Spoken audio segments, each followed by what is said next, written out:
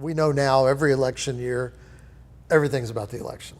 Absolutely. Everything that happens, all the news you're getting, one way or other, it's trying to shape, mind shaping, molding into going with a particular candidate. I was going to call it the elephant in the room, but that's probably political to say that. But there's the donkey in the room. There's this tension, because a lot of Christians say, well, I want to vote for whoever the best Christian is. Well, sometimes you get no Christian. You may have someone who has basic moral ethics or understanding, but to get to the level that they're at, we both know that there's a lot of compromise that's been happening along the way, and not that you can't be a Christian, but I look at it and I think, I'm not voting for the pastor, I'm not voting for a priest, I'm not voting for a nun, I'm voting for a secular leader in a Christianized culture, if we could say that, that will take us to where we need to go. And so, my thoughts were, because this election especially, we've got two incomplete, difficult candidates for various reasons. And I think that's kind of obvious to everyone.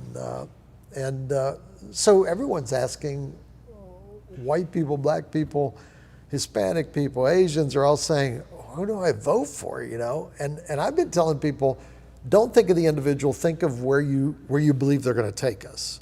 So we're going ahead prophetically and looking at a destination.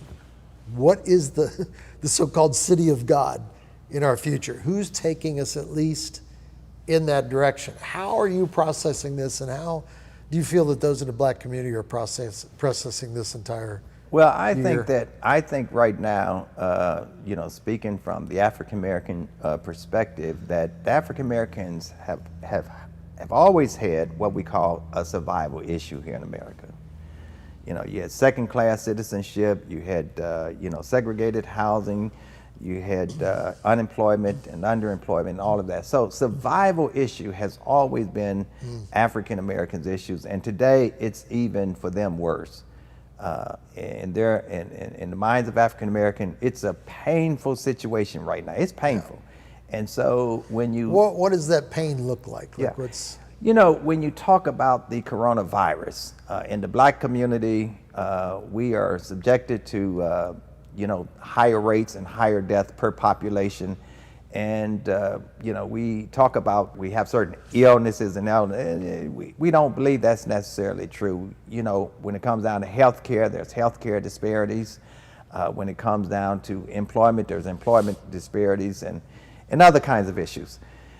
And so for black people, this candidate has to agree to, helping African Americans survive.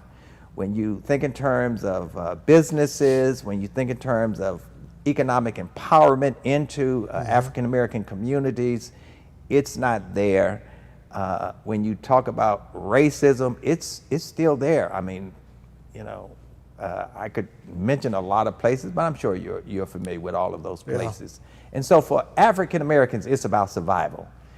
And then you can't add insult to injury for them. So, you can't, talk just about the injury and then actually go into the even personal insults.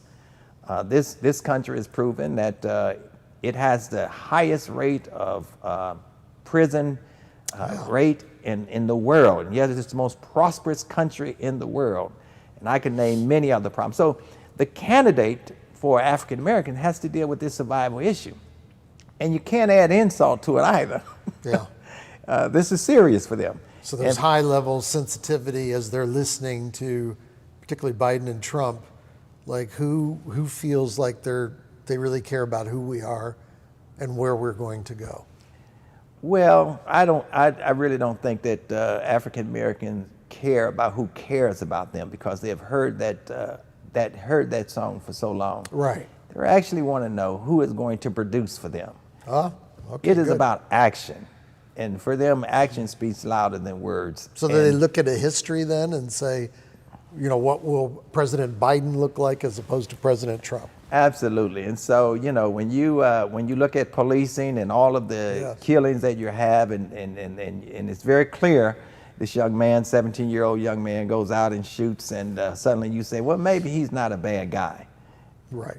And the other folk are victimized. When you look at, in Louisville, they just settled that suit there with $12 million. But when you look at the young lady who was killed, well, maybe it was just an accident. But for far too long, as you pointed out, a sort of lynching has always occurred in America, and with the social media piece, it causes African Americans to see that.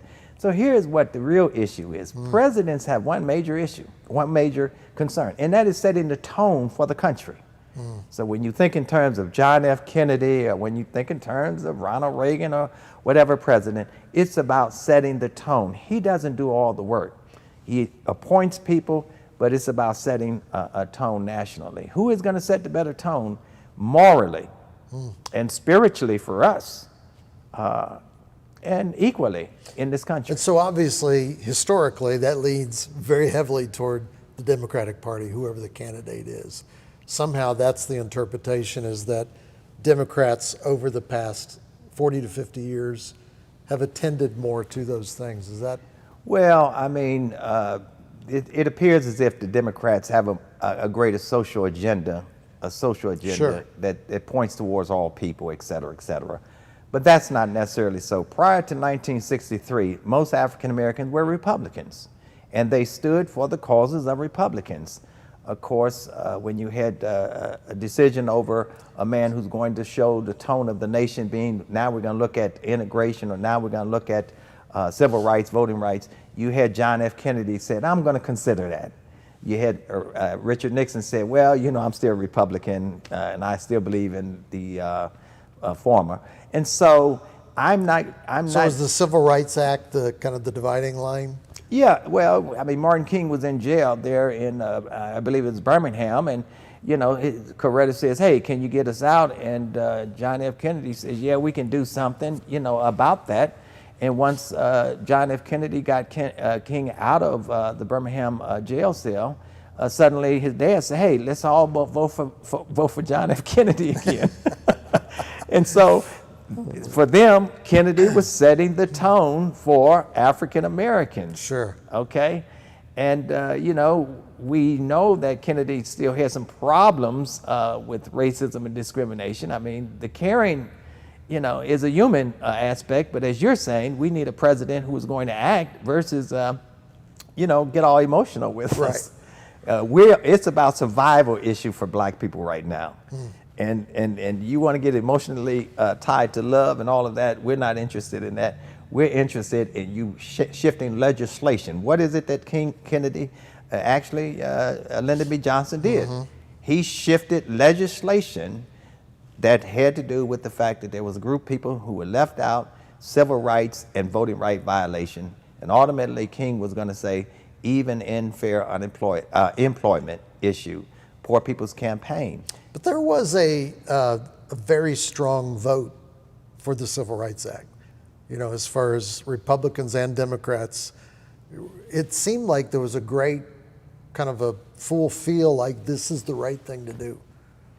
Well, we would say, during Eisenhower administration, the black leadership went into the president's office back then and said, hey, we need civil rights legislation, we need voting rights legislation. And it is reported that Eisenhower responded to them, make me. Really? Make me. And what he was saying is what actually Martin King did. He said to President Kennedy, we need this legislation. And basically Kennedy said, make me. So King said, fine. We'll put 250,000 people out there, black, white, and brown, to say we need the legislation. That was good. And once he went out there on August 28th, at that hot day in Washington, D.C., and had the March on Washington, he and the other six civil rights leaders were invited to the office of President Kennedy, where Kennedy said, well, you made me today. I heard you had a dream.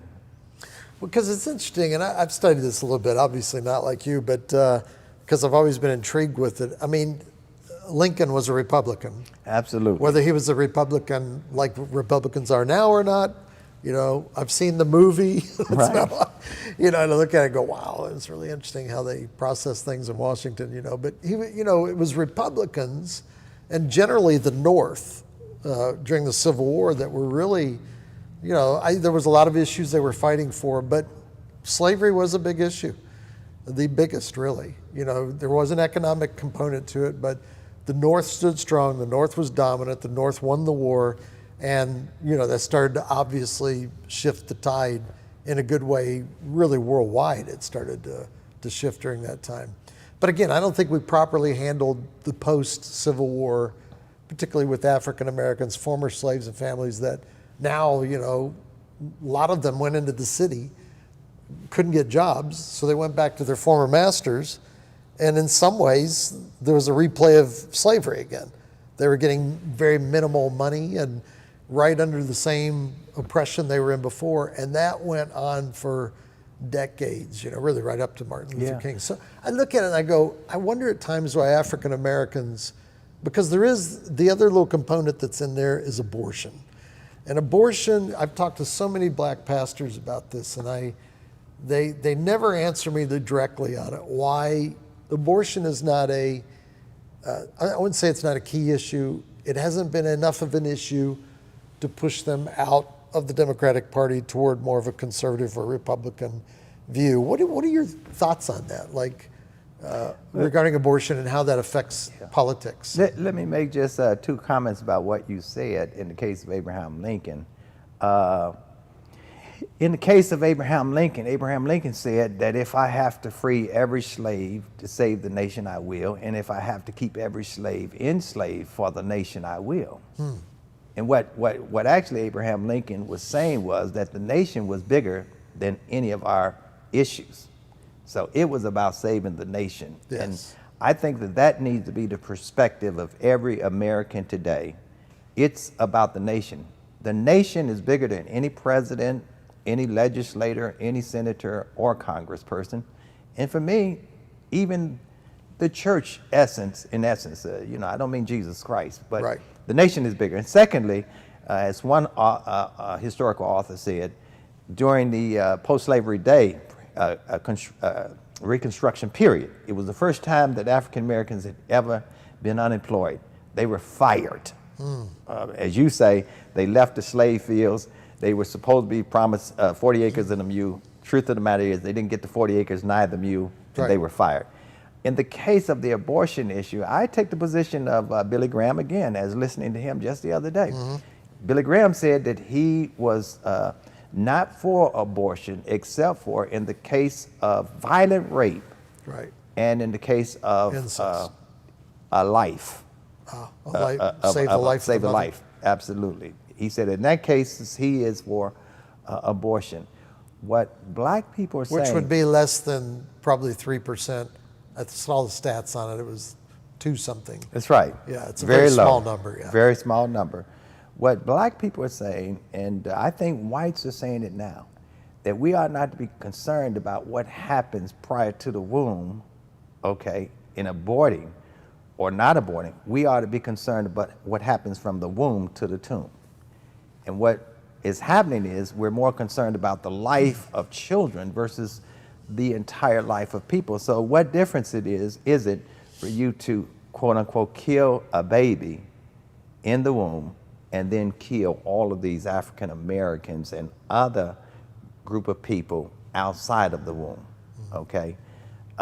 You know, and the real expression of that was actually George Floyd, when folk were saying, and those were good white brothers and sisters and blacks who were saying, hey, how long are you going to stay on the man's neck? Get off the man's neck. And so what African Americans and other ethnic, like Latino, are saying, be concerned about what happens out of the womb. So you're so concerned about aborting inside of the womb, but you're not so concerned about the aborting outside of the womb, where you have unemployment, you have educational disparity, health disparity, housing disparity, you know, all because of something that is so insignificant. And would you like to know what that insignificant piece is? You're discriminating only because of one's color, texture of hair, size of nose, and lips, which were actually created by God to help those people to adapt to certain climate.